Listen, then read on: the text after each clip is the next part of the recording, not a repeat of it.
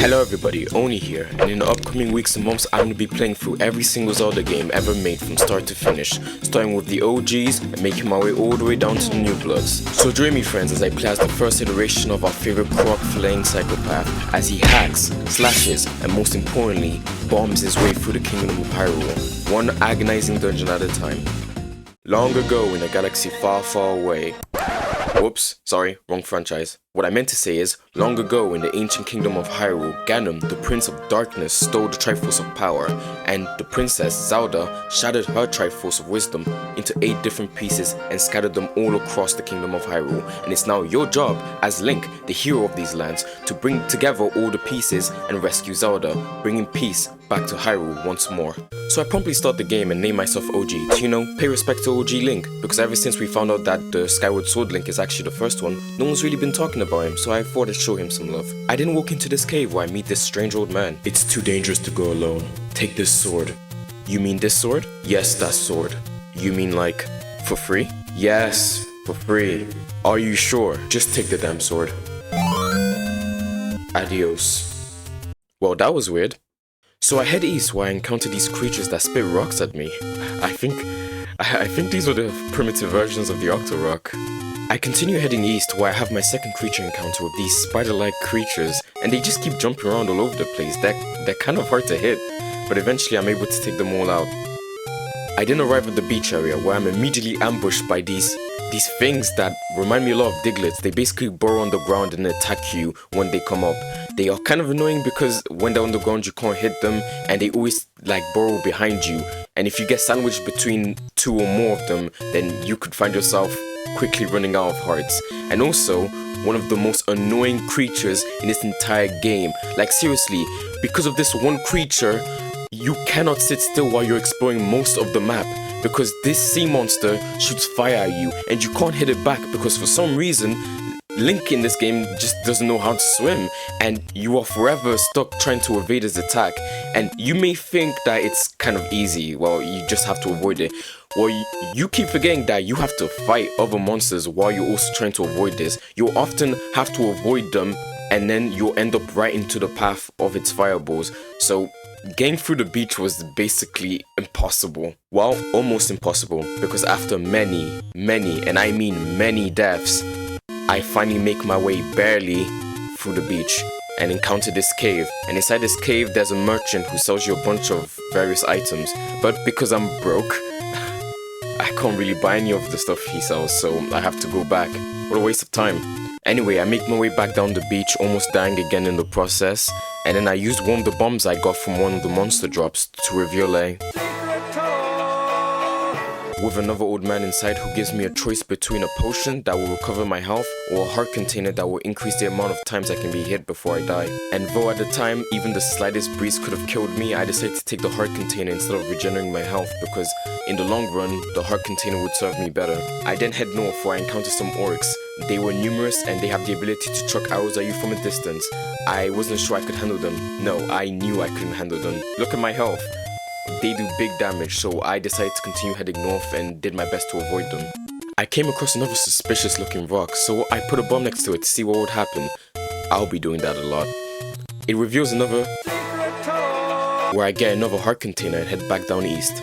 I then arrive at this remote area, and there's something very special about this place. Did you know that there's a secret passageway somewhere here, and all you have to do is start walking through walls? That's right, to reach this next area you're gonna have to walk through some walls.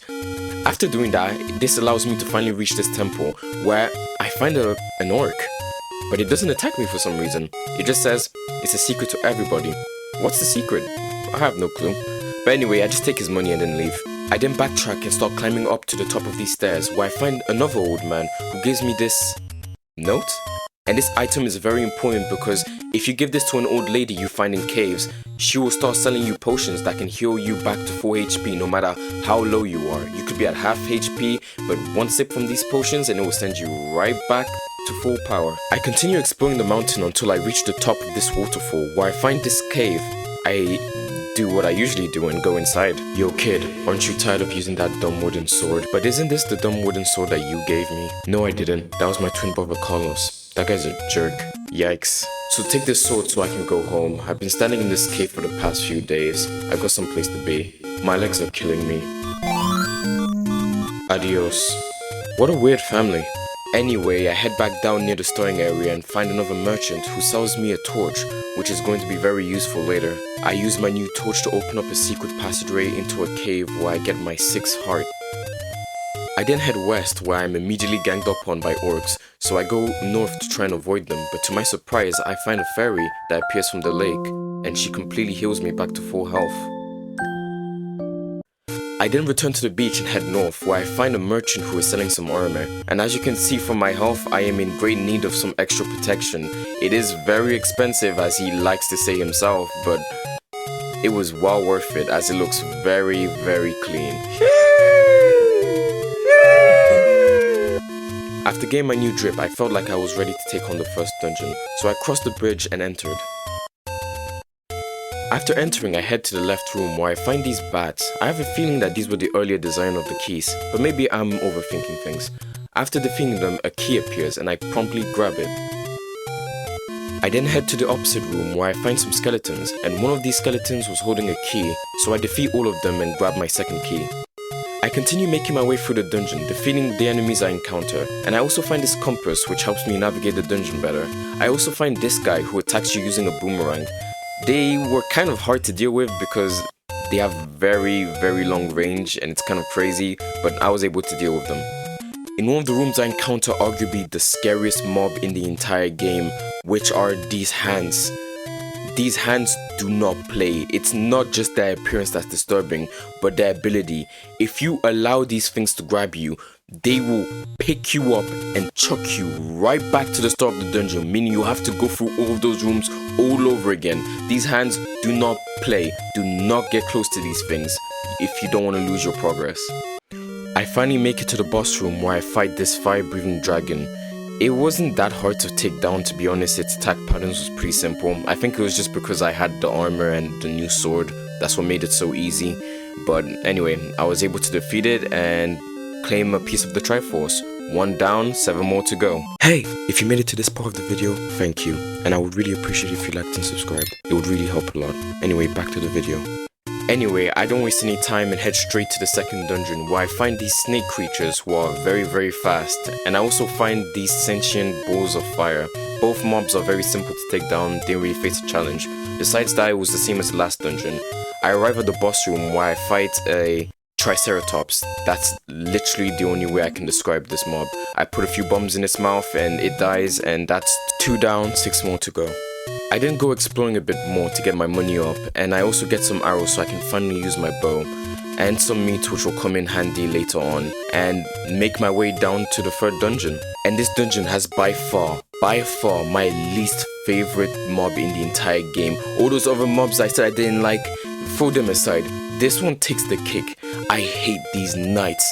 They are so hard to kill and so tedious when they're in numbers because they are invincible when you attack them from the front. They can only be hit from the side and from the back, and that it wouldn't be that hard except for that their AI is by far the smartest AI in the entire game when it comes to like trying to make Link's life a living hell, because anytime they get close to Link, instead of turning around, they will just walk straight into him, which will just bounce him towards the wall, and he'll keep taking damage as long as he's within their line of attack.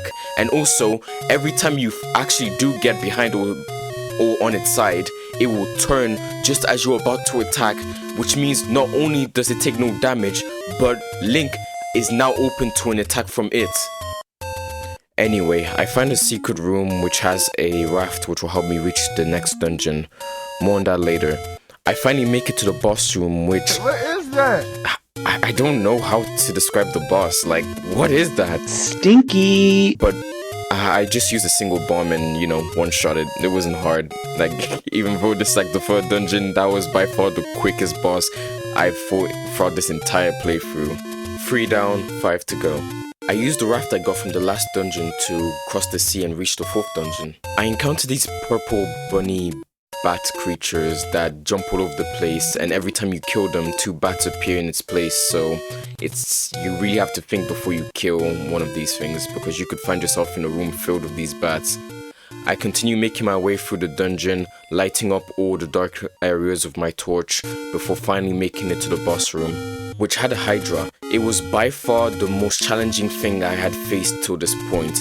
It did a lot of damage, and it could only take damage by hitting it on its neck, but if you got too close you were left vulnerable to its fire attacks, and even when you managed to cut off one of its heads, it would start floating around and shooting fire at you from a distance, so now you'd have 2 problems.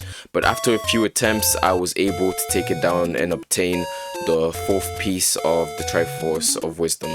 4 down, 4 more to go. After I arrived at this graveyard area with some spooky ghosts, I enter the cave where I find the last sword upgrade. You know the drill. Adios. Arriving at the 5th dungeon, I meet these giant mice, and they're hopping around all over the place. They're kind of hard to hit, but they do have one big weakness, a bow and arrow. And thankfully I haven't gotten a chance to use my bow and arrow, so I've got plenty of arrows left to spare. And I also take down the mummies, who are also extremely easy to take down. In fact, they're arguably the easiest ones to take down. They don't really do much, they just walk around and bump into you. Not really that challenging. But anyway, I make it to the hidden room where I find a flute, which is going to be very useful for the final boss of this dungeon. Speaking of which, when I arrive at the boss room, I find this giant ball cyclops thing, and I use the flute, which I found earlier, to destroy its outer shell, which left its eye vulnerable. It only took a few hits of my sword to take it out, and 5 down, 3 more to go. Now at this point, the game gets super repetitive, so I'm just gonna speedrun the last few dungeons. At the 6th dungeon, I quickly make it to the boss, which was a giant spider that could shoot fire at me. I take it out with a few bows and arrows, and aside from that, the only issue I had was with the wizards that could teleport and do massive damage with their range attacks. 6 down, 2 more to go. I use my flute to reveal the 7th dungeon. I make my way through the dungeon, finding my torch upgrade and arriving at the final boss, which was just another dragon. I just take it out fast, it wasn't really hard. 7 down, 1 more to go. I use my torch to reveal the 8th dungeon. As usual, I make my way through the dungeon relatively quickly. Well, actually that's not true. This one was actually kind of long due to just how many mobs there were to fight.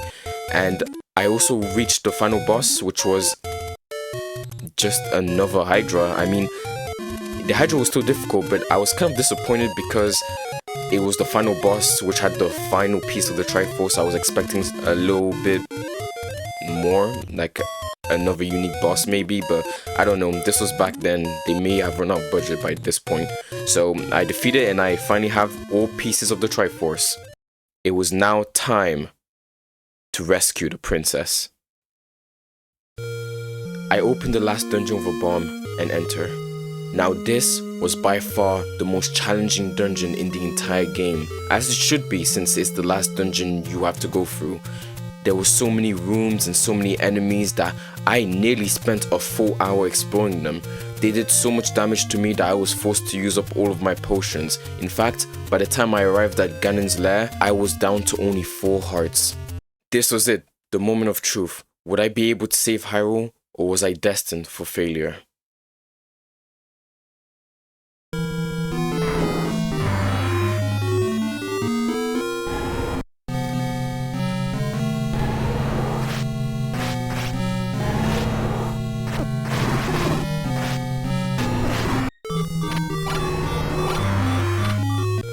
With only half a heart left to spare, Gannon was dead, and the Triforce of Power was mine.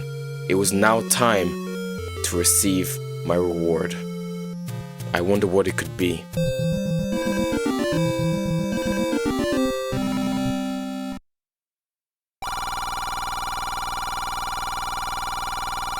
Bruh.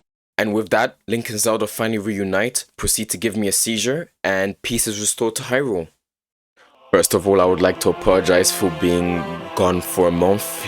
University just started, my life was kind of hectic. I didn't really have that much time to make any videos really. So I'm sorry I haven't posted in a month. I'll try and be more consistent from now on. My life isn't as chaotic as it was this entire month. So hopefully my schedule will return to normal. And with that, I finished the first Zelda game. I had a blast playing through it. It was very amazing to experience the humble beginnings of what would become a mega franchise. If I were to rate this game out of 10, I would give it a solid 7. Only because near the end it got so repetitive and tedious, fighting the same mobs over and over again, and the fact that some of like the AI was completely busted.